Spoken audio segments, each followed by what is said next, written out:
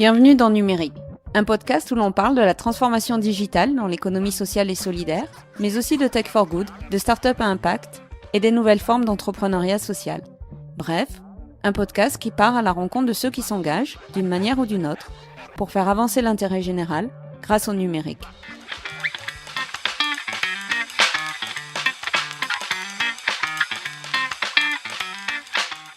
Mathilde Bras est l'invitée de ce nouvel épisode de Numérique. Elle fait partie d'Etalab, la mission qui coordonne la politique d'ouverture et de partage des données publiques. Vous l'aurez compris, le sujet de l'open data va être au cœur de cet échange.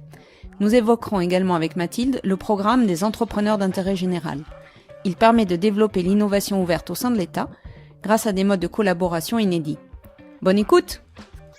Bonjour Mathilde Bras. Bonjour. Je suis ravie de vous rencontrer aujourd'hui. Vous êtes chef de projet innovation ouverte au sein d'Etalab. On va en parler plus précisément dans quelques instants. Mais au préalable, comme à tous les invités de Numérique, je vais vous demander de vous présenter et d'expliquer ce qui vous a amené à vous intéresser au sujet du numérique. Donc, je m'appelle Mathilde, j'ai 28 ans. Et c'est vrai que le numérique, c'était pas forcément une question qui m'intéressait auparavant. J'ai fait des études en biologie et sciences politiques, parce que je rêvais de devenir criminologue ou journaliste d'investigation. Rien à voir avec le numérique. Et finalement, petit à petit, je me suis rendu compte qu'il y avait des intersections assez intéressantes entre les sciences et les sciences sociales, et que le numérique et la révolution numérique étaient finalement une des illustrations les plus caractéristiques du monde contemporain.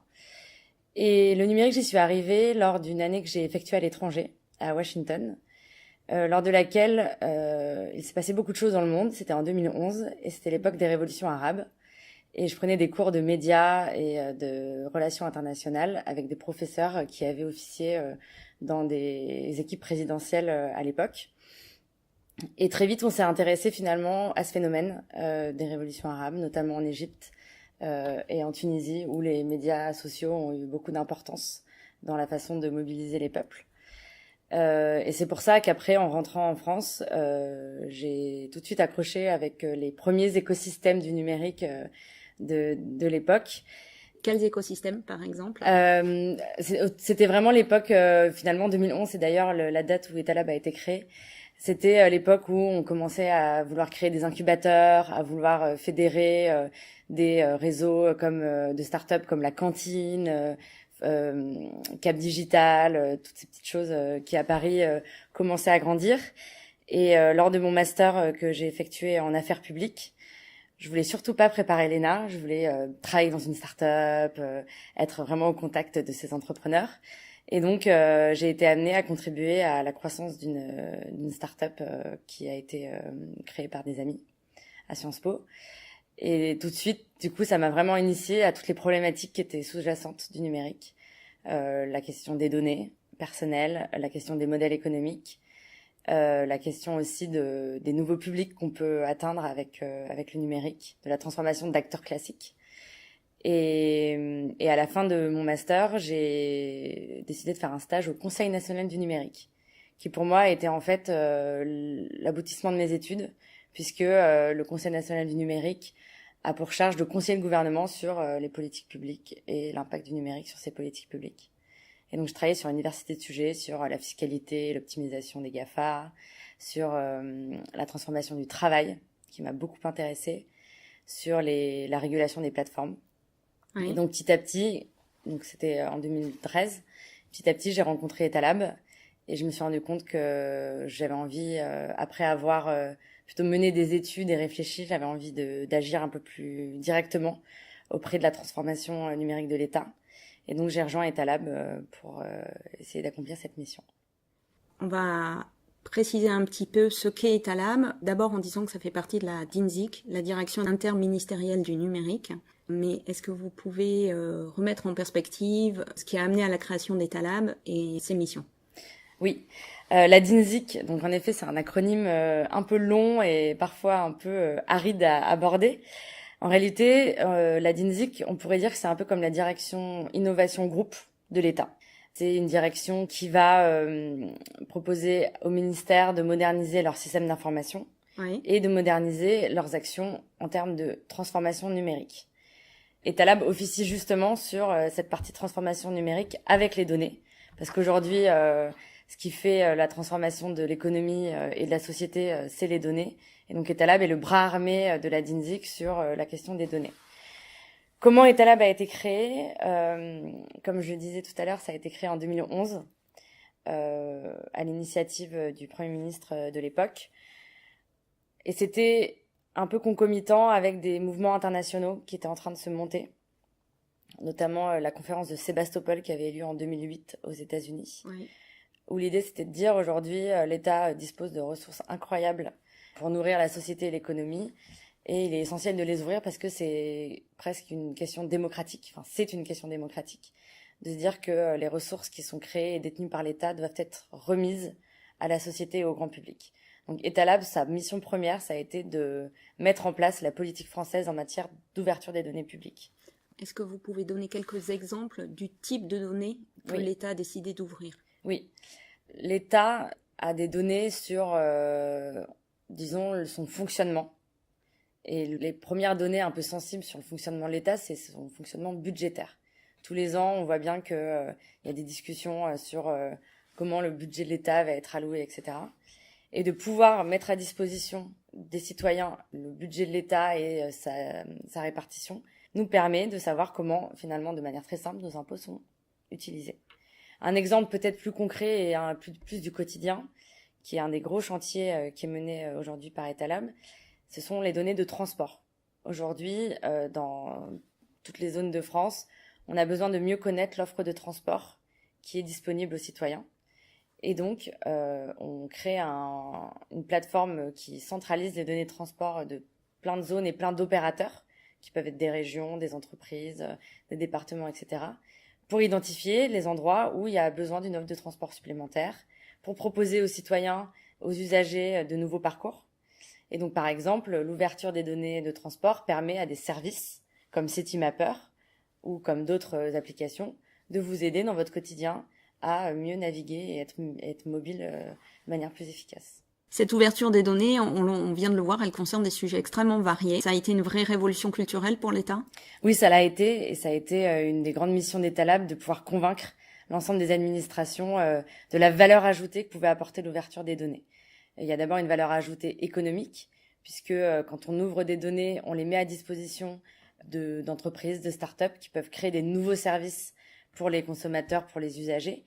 Et il y a une valeur ajoutée démocratique, puisqu'elle permet à l'État de montrer, de rendre des comptes sur son action, donc sur l'utilisation de son budget, sur la qualité de l'offre de soins, par exemple, si on parle des données de santé. Pendant plusieurs années, on va dire pendant 3-4 ans, Etalab, sa mission, ça a été de venir faire de la pédagogie et d'acculturer des agents publics à la valeur que pouvait leur apporter l'ouverture des données. Parce que la valeur citoyenne, la valeur économique, on la comprend. La valeur pour l'administration est plus compliquée. Et en réalité, aujourd'hui, on se rend compte qu'avec la politique de données qu'on développe au sein de l'administration, finalement, elle sert aussi aux agents publics pour améliorer leur action quotidienne. Faire circuler des données entre un service de l'URSSAF, un service de Pôle emploi, permet peut-être de mieux savoir dans quelle région il y a besoin de plus d'offres d'emploi ou de plus de formation sur telle ou telle compétence. Donc on voit bien que finalement les agents publics, la fonction publique et l'administration sont les premiers bénéficiaires de l'ouverture et de la circulation des données. Tout ce travail de pédagogie qui a mené finalement à démontrer la valeur ajoutée et aussi à l'expérimenter a permis à la DINSIC et à Etalab de se constituer un vrai réseau d'innovateurs au sein de l'État qui se sont fédérés pour aller encore convaincre encore plus haut qu'il fallait donner peut-être un cadre légal plus important, plus contraignant, mais aussi plus valorisant pour cette question de l'ouverture et de la circulation des données. C'est comme ça que, au cours des années 2015-2016, a été instauré dans la loi le principe d'ouverture par défaut des données publiques, avec une série de dispositions afin d'améliorer l'ensemble de cette politique. La loi dont vous venez de parler, c'est la loi pour une république numérique depuis 2016. Oui. Comment ont évolué les missions d'Etalab ? Alors depuis 2016, en effet, on a vécu un réel saut finalement dans notre activité, puisque dans la loi pour une République numérique, de nombreuses dispositions ont été adoptées. Et la première, qui est très importante, c'est celle de l'ouverture des données par principe, c'est-à-dire que une administration qui produit ou fait circuler des données qui ne sont pas couvertes par un secret, donc notamment celui de la vie privée, mais il y en a d'autres comme le secret des affaires ou la sécurité nationale. Ces données-là, l'administration a le devoir de les ouvrir. Donc pour Etalab, ça a été un réel saut puisqu'il faut réussir à opérer le service d'ouverture des données et continuer à aller chercher les données là où elles sont. Donc ça, c'est la première disposition, l'ouverture des données par principe, l'ensemble des données de l'État et des collectivités territoriales d'ailleurs. Et une des autres dispositions qui a vraiment transformé l'activité d'Etalab, c'est la disposition qui concerne le service public de la donnée. On s'est rendu compte au cours de notre évolution que certaines bases de données étaient assez importantes pour structurer l'économie et la société. On appelle ça aussi des données de référence, puisqu'elles elles permettent de caractériser un objet et une identité qui ensuite est assez structurant pour créer des services ou cartographier un territoire, etc. Donc c'est le service public de la donnée qu'on a dû opérer, où on a sélectionné 9 bases de données, dont la base Sirène, c'est la base sur les entreprises, et la base Adresse nationale, donc qui permet de mieux géolocaliser l'ensemble des adresses en France. C'est pas géolocaliser les personnes, c'est les adresses. Et donc on a dû, avec les administrations qui produisent ces bases de données, réaliser une série de développements pour que ces bases de données soient disponibles à un très haut niveau de qualité et avec des mises à jour très régulières. Aujourd'hui, il y a énormément de téléchargements de ces bases-là, de la part de start-up, de la part d'entreprises, etc. Et donc, on a une responsabilité d'opérer un service de qualité autour de ces 9 bases de données qui constituent le service public de la donnée. Et on voit que finalement, avec cette nouvelle activité, on a une série de choses qui s'enclenchent, notamment le développement d'API, donc c'est des interfaces de programmation qui permettent d'échanger plus rapidement des données entre différents services. Donc ça a été une grosse évolution dans l'activité d'Etalab. Et je dirais il y a 2 autres évolutions dans l'activité d'Etalab depuis la loi pour une République numérique. Ça a été la multiplication de projets de sciences des données, de data science, puisque dans la loi a été consacré aussi le fait que les administrations doivent s'échanger des données lorsque cela le rend possible. Et c'est pas forcément là des données qui ont vocation à être ouvertes. On peut dire que c'est des données grises. Donc on a structuré aussi notre activité autour de projets de circulation des données, de valorisation des données. Etalab a aussi lancé une plateforme sur les données qui s'appelle data.gouv. Est-ce que vous pouvez en dire 2 mots ? Oui. Alors data.gouv, finalement, c'est le premier produit d'intérêt général qui a été créé par Etalab, puisque c'était sa mission première d'opérer ce service d'ouverture des données publiques. Donc data.gouv, c'est comme une start-up, c'est des développeurs, des chefs de projet et un écosystème qui fait évoluer cette plateforme où l'ensemble des producteurs de données déposent les données à ouvrir. Aujourd'hui, on a une multiplication des producteurs et des ouvreurs de données, on va dire, qui utilisent cette plateforme. Et ce qui est intéressant sur DataGouv, c'est que c'est une plateforme qui a vocation à être sociale, un peu comme un réseau social. C'est-à-dire qu'aujourd'hui, on va dire, le ministère de l'économie et des finances publie le budget de l'État ou les dispositions du projet de loi de finances pour 2019 dans un format vraiment de données, c'est-à-dire c'est plus que des tableaux Excel, hein, c'est des formats CSV ou JSON pour ceux qui connaissent. Et donc de là, ces données sont publiées, elles sont éditorialisées. Oui. C'est important de dire ce qu'il y a dans les données pour qu'on puisse les utiliser. Et donc les utilisateurs peuvent télécharger ces données, créer des réutilisations, donc ça peut être des data visualisations, des applications pour connaître la répartition du budget entre la culture, l'éducation, la santé, les transports, la défense. Et donc la plateforme DataGouv permet à des réutilisateurs de déposer le fruit de leur exploitation, de leur utilisation de ces données ouvertes. C'est intéressant parce que du coup, ça structure aussi un écosystème d'utilisateurs qui démontrent l'impact de l'open data. Il y a un autre projet qui a été lancé par Etalab et qui est celui dont on va plus particulièrement parler maintenant, qui est le programme des entrepreneurs d'intérêt général. Est-ce que vous pouvez présenter le programme ? Alors, le programme entrepreneurs d'intérêt général, il a été créé en 2016 à l'initiative de François Hollande, qui était président de la République, et qui un jour, lors d'un festival numérique qui s'appelle Futur en scène, a émis l'idée, au départ on avait l'impression que c'était un peu une intuition ou un rêve, a émis le rêve que dans l'État viennent contribuer des compétences que l'État n'a pas forcément ou ne réussit pas à avoir, vu le mastodonte que cela peut représenter aujourd'hui. Et donc le programme Entrepreneurs d'intérêt général, nous souvent on le présente comme une rencontre. C'est une rencontre entre des agents publics qui veulent vraiment accélérer la transformation numérique de leur métier ou du service public qu'ils opèrent, et des talents, des entrepreneurs qui sont formés sur la science des données, sur le développement informatique, sur le design, et qui veulent donner du sens à leur travail. Et donc cette rencontre, elle s'opère dans le programme, qui consiste finalement à aller sélectionner des projets et des agents publics qui ont de l'impact pour l'intérêt général, et de les faire correspondre, on va dire que les faire matcher, en anglais un peu numérique, avec des candidats qui ont postulé comme un concours, un appel à candidature. Ces personnes qui veulent s'engager sur les projets, elles s'engagent pour combien de temps ? La promesse qu'on essaye de tenir à Etalab pour tenir ce programme, c'est qu'on essaye de créer vraiment une promotion. Pendant 10 mois, les entrepreneurs, donc les data scientists, les développeurs, les designers, vont travailler en équipe de 2, en immersion dans l'administration qui les accueille. Donc ça peut être le ministère de la Santé, le ministère de la Défense, ça peut être une délégation sur l'accueil et l'intégration des réfugiés, ça peut être le ministère de l'Éducation nationale. Et donc pendant 10 mois, une équipe de 2 ou 3 entrepreneurs d'intérêt général va intégrer l'administration et va travailler aux côtés d'agents publics, donc qui les mentorent, c'est leur sponsor finalement de projet, pour résoudre ce défi. Tous les ans, on a des promotions d'une 30aine d'entrepreneurs d'intérêt général qui sont déployés au même moment dans l'administration pour résoudre ces défis. Et le rôle d'Etalab dans ce programme, c'est de vraiment structurer cette promotion d'innovateurs qui sont à la fois les agents publics et les entrepreneurs d'intérêt général. Notre rôle, c'est de structurer ce collectif et cette communauté afin d'aider les entrepreneurs qui, a priori, ne connaissent rien des codes de l'administration à comprendre comment ils peuvent travailler de façon utile et efficace.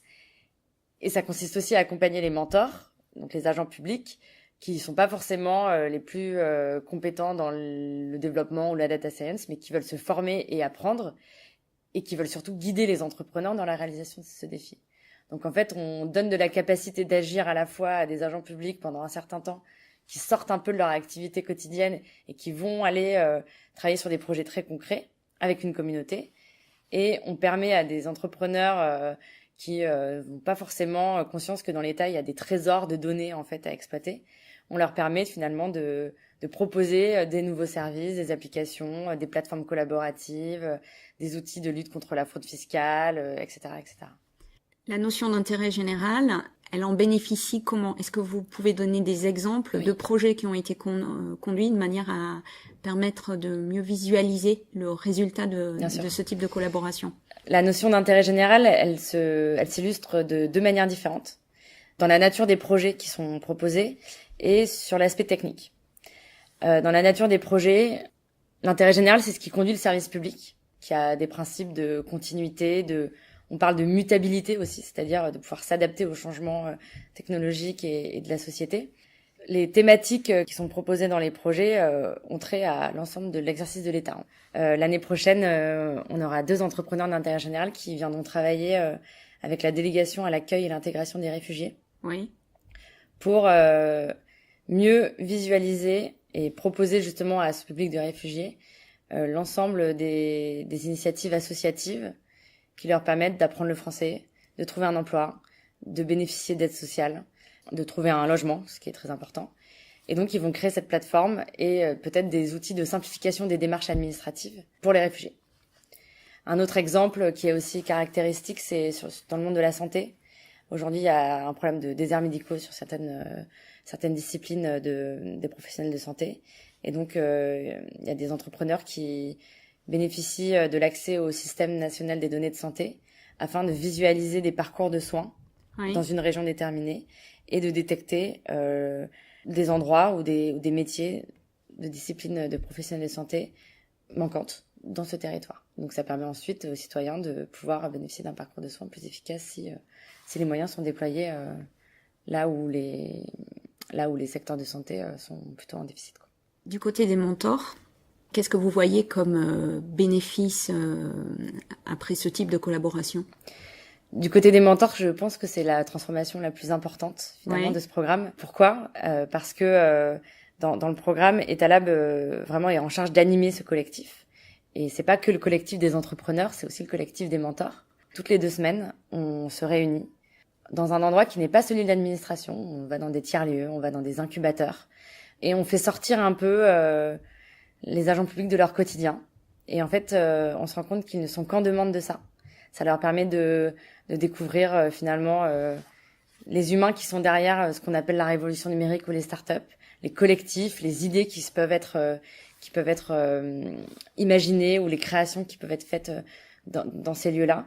Et donc toutes les 2 semaines, on se retrouve et de manière collective, on raconte l'état des lieux de notre projet, les problèmes qu'on rencontre, les demandes d'aide. Et on voit très bien que les mentors, finalement, ont fait de l'innovation interministérielle, on va dire, puisque des mentors du commissariat général à l'égalité des territoires vont aller donner des conseils à des mentors du ministère des Finances. On va se partager des outils, des contacts, etc., pour faire avancer les projets. Et donc, il y a vraiment un climat d'apprentissage de pair à pair. Ils s'apprennent entre eux. Ils apprennent des entrepreneurs d'intérêt général. Et en fait, à la fin, ils ne veulent plus partir du collectif parce qu'ils sentent bien que c'est de la formation par l'action qu'ils sont en train d'acquérir. Et c'est aussi une autre manière d'envisager leur travail au quotidien. Donc, c'est une vraie valeur d'avoir les mentors au sein du collectif. Et je vais vous retourner la question. Du côté des entrepreneurs d'intérêt général, qu'est-ce que ça apporte, ce type de collaboration ? Alors, ce type de collaboration pour les entrepreneurs d'intérêt général, ça leur apporte déjà une réelle ouverture sur l'État. Ils voient bien que dans l'État, en fait, il y a les plus grandes bases de données au monde. Typiquement, le système national des données de santé, c'est une des plus grandes bases de données au monde, sur lesquelles on peut, entre guillemets, s'amuser, mais pas trop, puisqu'il y a des données sensibles. Mais en tout cas, c'est un vrai terrain d'expérimentation pour eux. Ils voient aussi que finalement, il y a un vrai sens de l'engagement au sein de l'État. Et du coup, cette rencontre est assez intéressante puisqu'ils se posent des questions éthiques sur leur métier. Typiquement, on a quand même des projets qui touchent à l'intelligence artificielle et aux algorithmes. Et eux-mêmes se disent, en fait, premièrement, j'aurais pu aller développer des algorithmes dans le monde de l'assurance pour, on va dire, j'en sais rien, améliorer mon offre tarifaire sur certains publics. Là, je vois que je peux faire aussi des algorithmes pour améliorer l'efficacité du service public, mais à quel prix et selon quelles conditions. Et donc, on réfléchit beaucoup ensemble à la dimension éthique de nos projets. Et l'une des, entre guillemets, solutions que l'on exploite et que l'on utilise, c'est celle de la transparence. Et c'est une des grandes valeurs du programme, c'est que l'engagement que prennent les administrations qui rentrent dans ce programme, c'est de reverser les données et les codes, donc le développement en fait finalement informatique, de les reverser de manière ouverte. C'est un des autres aspects du programme, c'est que l'ensemble des résultats sont ouverts et réutilisables. Sur les algorithmes, pas tout ouvrir parce qu'il y a aussi des secrets dans les algorithmes, mais on essaye le plus possible de faire des diagnostics sur l'explicabilité des algorithmes, leur jouabilité. Est-ce qu'un utilisateur qui fait l'objet d'un traitement algorithmique peut ensuite retracer finalement les différentes étapes, et sur le fait de ne pas aller trop loin finalement dans le développement de l'algorithme, de pouvoir toujours maîtriser en fait les résultats de l'algorithme. Tout ce travail-là, pour quelqu'un qui s'y intéresse, il est accessible comment ? Alors, il est accessible de différentes manières. Il est accessible, alors on va dire pour des publics plus tech. On a des dépôts sur une plateforme collaborative qui s'appelle GitHub, où vous pouvez voir l'ensemble des projets, des briques technologiques qui sont développées. Et vous pouvez les réutiliser, c'est sous licence libre. Pour des publics qui s'intéressent plus à des questions de médiation ou des questions d'innovation ouverte, on a un blog qui est annexé à notre site, qui vous permet de à la fois suivre les étapes du programme. Donc tout au long de l'année, l'équipe d'Etalab ou les entrepreneurs d'intérêt général écrivent sur les sessions collectives que l'on a et sur les méthodes que l'on utilise pour mener à bien nos projets. Il y a des blog posts plus sur des questions sur la transparence des algorithmes ou sur même les parcours des entrepreneurs. Et donc sur notre site, vous pouvez voir toutes ces informations. Et ensuite, on fait de temps en temps des événements publics qui vous permettent d'assister à des démonstrations de différents projets ou à des restitutions si on est en fin de programme. Ce programme, il a démarré, j'imagine, comme une expérimentation qui se prolonge. Quel est son avenir maintenant ? C'est une très bonne question. En effet, on a commencé en 2016-2017 vraiment de manière pilote. On savait pas trop où on allait. On n'était pas beaucoup. Il y avait 11 entrepreneurs. Et j'étais toute seule à animer ce collectif avec un autre collègue qui est maintenant devenu mentor d'ailleurs. Et vraiment, ils ont essuyé les plâtres. Déjà, ils étaient tout seuls dans leur administration d'accueil, ce qui a été quelque chose de difficile. Et on n'avait pas autant cadré l'accompagnement du collectif, la communauté, etc. Cette année, ils sont 28 et ils travaillent en binôme. On a déjà commencé un passage à l'échelle sur l'animation du collectif et les méthodologies. L'année prochaine, il y aura 32 entrepreneurs d'intérêt général. Donc, on reste un peu sur quelque chose de stable. Aujourd'hui, nous, notre souhait, c'est de pouvoir continuer à structurer finalement ce collectif, à faire grandir les projets qui ont déjà été réalisés. Parce que l'enjeu, c'est à la fois de proposer des parcours aux entrepreneurs, mais aussi d'installer vraiment les réalisations de ces défis dans l'administration. C'est pas toujours simple. Donc on est un peu en phase d'accélération sur le programme, puisque à la fois il y a des projets qui ont été qu'il faut continuer à faire vivre et d'autres qu'il faut faire grandir. Et ce qu'on remarque, c'est que la valeur finalement la plus intéressante pour d'autres publics, c'est celle de la communauté. Oui. Et aujourd'hui, on a d'autres publics qui viennent nous voir pour demander un peu d'expertise et finalement peut-être répliquer le modèle à d'autres échelles. Typiquement, dans les collectivités territoriales, c'est quelque chose qui est beaucoup suivi à l'international et au sein des autorités administratives indépendantes. Un des avenirs possibles du programme, c'est de pouvoir répliquer le modèle à d'autres niveaux, donc au niveau local, au niveau international dans d'autres pays et au niveau d'autres autorités administratives indépendantes. Ça, c'est pour l'aspect très administratif État.